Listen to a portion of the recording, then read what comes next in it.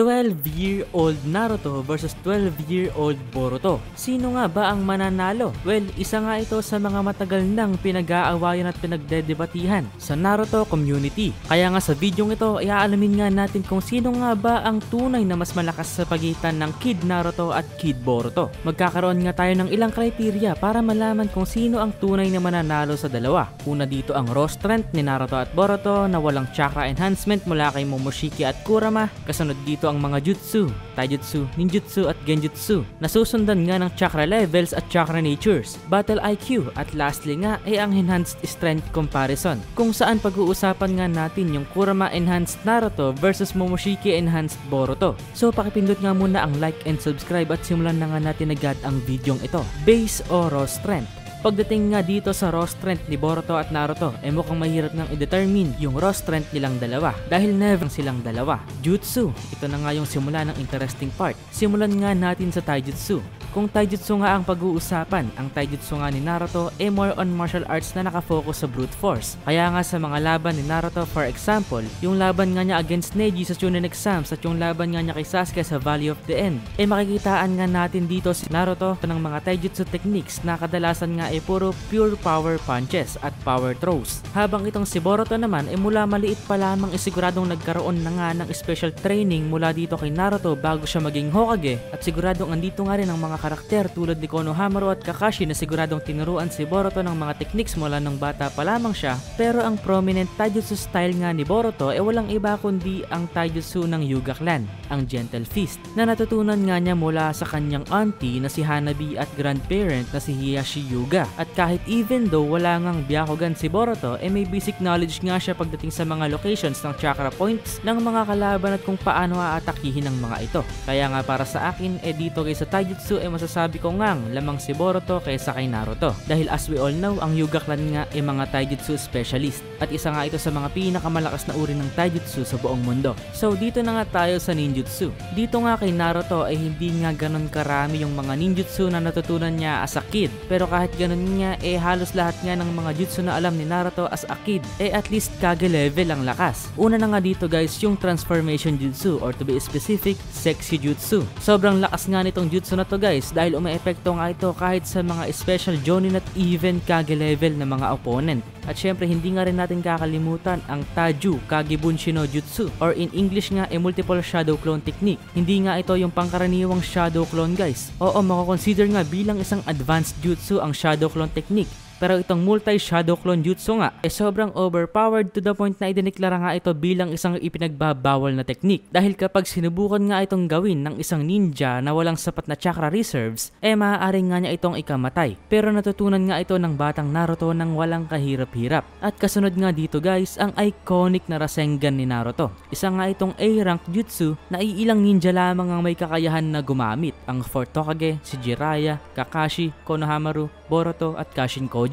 At alam naman natin kung gaano katindi yung lakas nitong Rasengan. Pero ikumpara nga natin yan sa mga natutunan nga ni Boruto as a 12-year-old. Syempre nga alam din ni Boruto ang sexy jutsu. Mas maganda nga yung sexy jutsu dito ni Boruto guys para sa akin kaysa kay Naruto. Alam nga din ni Boruto guys na gumamit ng shadow clone jutsu pero hindi nga niya kaya yung multiple shadow clone technique. Kaya lamang nga si Naruto doon. Meron nga ring sariling ninjutsu na naimbento itong si Boruto, ang Boruto Stream. So dahil sobrang dami nga yung alam na ninjutsu ni Boruto as a 12-year-old, hindi ko na nga i-explain bawat isa, pero ito nga yung mga hindi ko pa nabanggit. Lightning Ball Shuriken Jutsu, Lightning Release Bullet, Powerful Breath, Lightning Style Purple Lightning ni Kakashi na base nga sa manga kaya rin gawin ni Boruto. Lightning Style Thunderclap Arrow, Snake Summoning Jutsu, Uchiha Style Shuriken Jutsu, Lightning Triple, Vanishing Rasengan, Wind Style Rasengan, High Compression Rasengan, Super High Compression Rasengan, at Water Style Surging Sea, etc. As far as I know nga, yan halos lahat or lahat yung ninjutsu na kayang gamitin ni Boruto bilang isang 12-year-old. At sa opinion ko nga guys, isa talagang genius si Boruto at an early age dahil isa nga siyang tunay na ninja dahil sa pagiging versatile niya sa mga techniques. Kaya naman pagdating nga dito sa ninjutsu, masasabi ko nga panalong panalo si Boruto dahil hindi nga lang maraming alam na jutsu itong si Boruto, kundi yung lakas din ng mga ninjutsu na alam niya siguradong kaya rin niyang tapat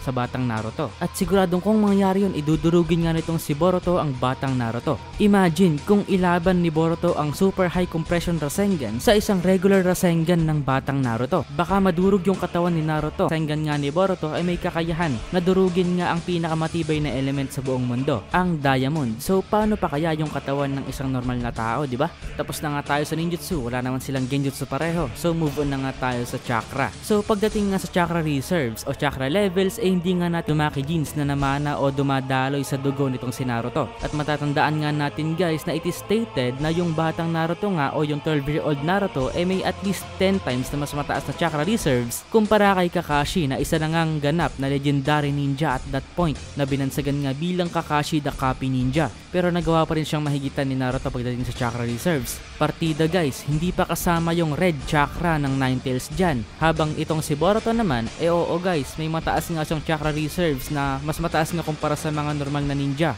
Pero kung ikukumpara nga natin kay Naruto, yung chakra reserves ni Boruto, mukhang wala pa nga sa kalahati itong chakra reserves ni Boruto kaysa kay Naruto. So oo guys, lamang na lamang nga si Naruto pagdating sa chakra reserves. Pero hindi nga ito kayang i-utilize ng maayos ni Naruto dahil wind style lamang yung element na kaya niyang gamitin as a 12-year-old. At wala naman siyang ibang wind style techniques na alam noon bukod nga sa Rasengan. Kaya sayang lang din yung chakra dahil puro shadow clones at Rasengan lang. Habang itong si Boruto naman kahit hindi nga kapantay ni Naruto pagdating sa chakra reserves, gamit na gamit naman yung chakra dahil sa sobrang dami nga niyang alam ng techniques. Lalo na't may tatlong chakra natures nga na kayang gamitin si Boruto, ang wind, lightning at water style. Pero kahit ganun masasabi ko pa rin na panalo nga si Naruto sa criteria na ito. Pagdating naman sa battle IQ, at 12 years old nga marami na ngang naranasang labanan itong si Naruto. Laban against Sabuza, Chunin exams against Orochimaru, Neji at marami pang iba.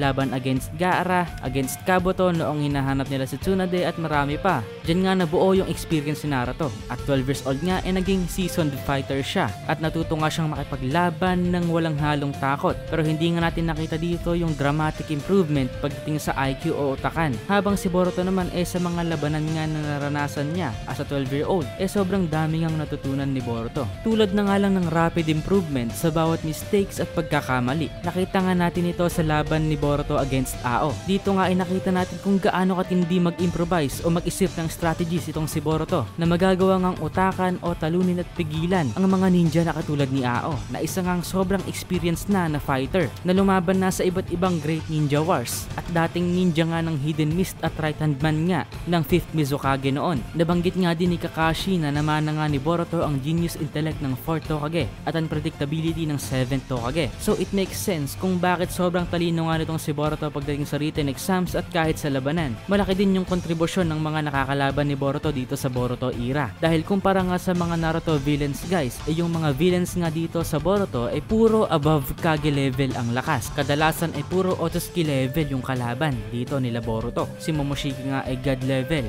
Delta nga Kage level at kayang makipagsabayan kay Naruto. Si Boro nga sinasabi o stated nga na kayang makipagsabayan o makipaglaban ng toe-to-toe kay Naruto at Sasuke. Si Ishiki nga isang God level at sina Code, Ada at Daemon nga may mga Otosuki God abilities na mula nga kay Shibai Otosuki. So sa edad nga ng 12 ganitong klaseng mga kalaban nga yung mga tinatapatan ni Boruto. Kaya nga matinding adaptability rin yung kinailangan dito ni Boruto para makasurvive sa ganitong environment. Kaya nga pagdating dito sa battle IQ guys masasabi ko nga na higit na lamang itong si Boruto. At last, ito na nga guys yung tunay na laban. Full-powered 12-year-old Naruto versus 12-year-old full-powered Boruto. Sama-sama na dito lahat guys, Jutsu, Chakra, IQ at syempre yung mga power-ups na makukuha ng dalawa mula kay Kurama at Momoshiki. Sino nga ba ang magawagi sa dalawa? So kanina nga lamang na si Boruto. So dito nga kaya mananalo pa si Boruto? Para dito nga guys dalawang uri ng full-powered Naruto at Boruto yung paglalabanin natin.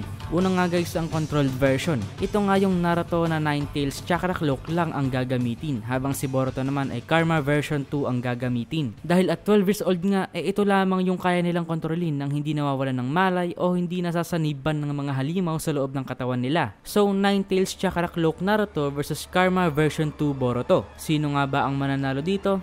Easy. Boruto guys. Bakit ko nasabing easily na mananalo si Boruto? Well, sa Boruto nga guys may sparring session na naganap sa pagitan nga ni Naruto at Boruto. Dito nga kalaban ni Naruto ang version 1 ng Karma Seal ni Boruto. Pero kahit version 1 pa nga lang yung kalaban dito ni Boruto, kitang kita naman na hirap ngang makipagsabayan dito si Naruto. Paano pa kaya kung version 2 yung nakalaban dito ni Naruto guys, 'di ba? Siguradong mapipilitan itong si Naruto dito na gamitin ang Kurama mode para lang matapatan itong si Boruto. Dahil it is stated nga na itong Karma version 2 ni Boruto may lakas ng isang full-fledged Otsutsuki clan member. Ibig sabihin nga may lakas ito na maikukumpara sa mga Otsutsuki tulad ni Kaguya, Ishiki at Momoshiki. Dahil sa farm nga na ito guys nagagawang ma-access ni Boruto yung thousands of years of battle experience ni Momoshiki Otsutsuki. Meaning yung speed, reflex at instincts nga ng isang Otsutsuki na namuhay at lumaban ng libu-libong taon magagamit nga ni Boruto. At kung ikukumpara nga natin yun sa isang wild beast na Naruto na naka-chakra cloak at kahit nga yung strongest version nga ng batang Naruto na 4 Tails Jinchuriki mode na walang control si Naruto o Rampage mode basically, siguradong dudurugin lang din itong si Boruto guys. Kahit nga hindi pa magawang kontrolin ni Momoshiki yung katawan ni Boruto dito, yung controlled version 2 lang yung kakailanganin ni Boruto para durugin ng batang Naruto. Dahil at this point nga guys 100%